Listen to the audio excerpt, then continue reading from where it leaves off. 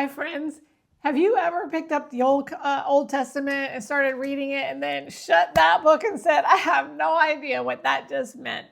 Well, we need to read the Old Testament in light of the New Testament because a lot of things are explained there.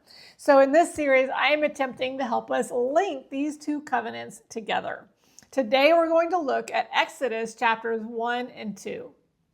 In Exodus chapter 1, verses 11 and 12, it says, So the Egyptians made the Israelites their slaves. They appointed brutal slave drivers over them, hoping to wear them down with crushing labor.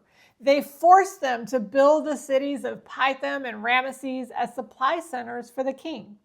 But the more the Egyptians oppressed them, the more the Israelites multiplied and spread, and the more alarmed the Egyptians became. At times in our life, we experience oppression by either devils or people who hate us. But a season of oppression does not have to wear us down. It does not have to make us forget God or mean that He has forgotten us. In fact, oppressive seasons can be filled with great personal growth and multiplication.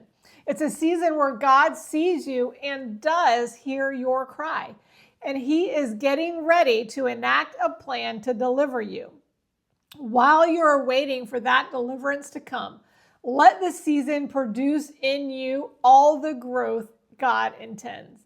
That way, you will be mature and ready for your season of deliverance. The link is in 2 Corinthians 6, 4-5. It says, In everything we do, we show that we are true ministers of God. We patiently endure troubles and hardships and calamities of every kind. We have been beaten, been put in prison, faced angry mobs, worked to exhaustion, endured sleepless nights, and gone without food. In Exodus chapter 2, verses 12-13, it says, After looking in all directions to make sure no one was watching, Moses killed the Egyptian and hid the body in the sand. The next day, when Moses went out to visit his people again, he saw two Hebrew men fighting. Why are you beating up your friend? Moses said to the one who had started the fight. In the space of half a chapter, Moses intervenes on behalf of someone in trouble 3 times, and not always in a positive way. At first glance, one might think Moses had a deliverer's complex. The Hebrew men even asked him who made him a prince or a judge over them. Good question. In fact, Moses did have a deliverer's calling, which was inborn and would naturally pull him in that direction. And God had made him both a prince and a judge over the Hebrews, even though his actions were a little premature at first. So Moses needed to go and learn how to handle his natural gifting and desire to deliver people with the divine purpose and in the divine timing for which the gift had been given to him. And he needed to learn humility in order to lead God's people well.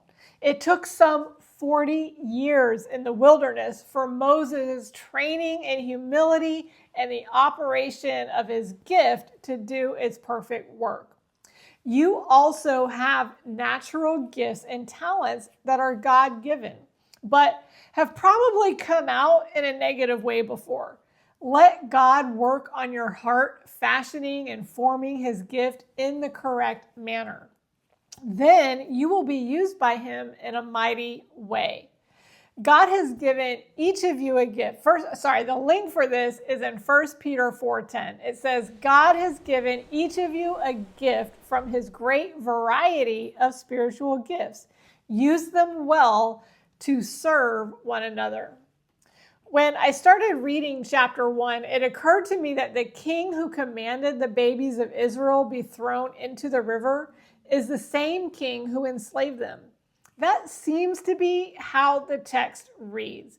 We usually think of Israel being in slavery for 430 years, which it does say in Exodus chapter 12, but I took a little rabbit trail to research this, and maybe not extensively, but you do some research too. In Galatians, it actually says that it was 430 years from the time that God gave the promise and the covenant to Abraham to the day that he delivered them out of Egypt. So in reality, then, it might be that the Israelites were only in Egypt for a couple hundred years and in slavery for about one generation. Galatians 3 says it was 430 years. So that's where I get this idea. Now, Joseph was in Egypt for about 90 years. So if the Israelites were in Egypt for only a little over 200 years, then that would be maybe 100-ish, 120 years that they were in actual slavery. It had to be at least over 80 because that's how old Moses was when he delivered them. So when Moses has his conversation with God and he asked God, "Who am I that I should go and deliver the Hebrews?" God answers him. But just like we found out with Job, he doesn't answer the question that Moses asked. Now, God is about to do a lot of miracles. He already has done the miracle of multiplying the people while they were in slavery. Now, if we think that first couple hundred years from Abraham to Joseph, there was only 70 people who went to Egypt. And then the next couple hundred years, they had multiplied to 600,000 men plus all the women and children, so maybe a couple of million. That is a huge miracle that surely goes underappreciated before even all of the plagues stopped or started.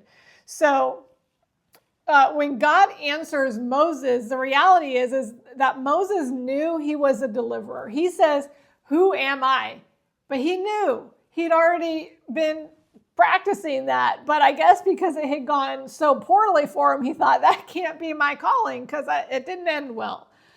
And so that was his instinct to do when that Egyptian killed the Hebrew, or when he intervened with the Hebrews, and when he then intervened with who would become his wife and beat off those people that were trying to bother them. So who Moses was is not the question.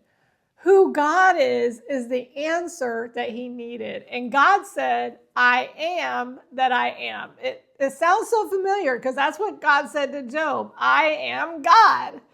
That's what we need to know. I decided to look up the meaning of the Hebrew word I am. There are two specific parts of the definition that jumped out at me. One is to exist, and another is to come to pass. What came to me is that God said his name twice, I am that I am. And so we can pull those two definitions together to say God exists to bring his promises to pass. That revelation really ministers to me today. He is still the I am for anything and everything that he has said to me, because he exists and he will bring it to pass. Well, that's all for today. I have put some scriptures for you in the description of this video, so make sure you check those out for your own edification and study. And then I'm going to be praying for you to receive revelation from God about your covenant with him. Have a blessed week.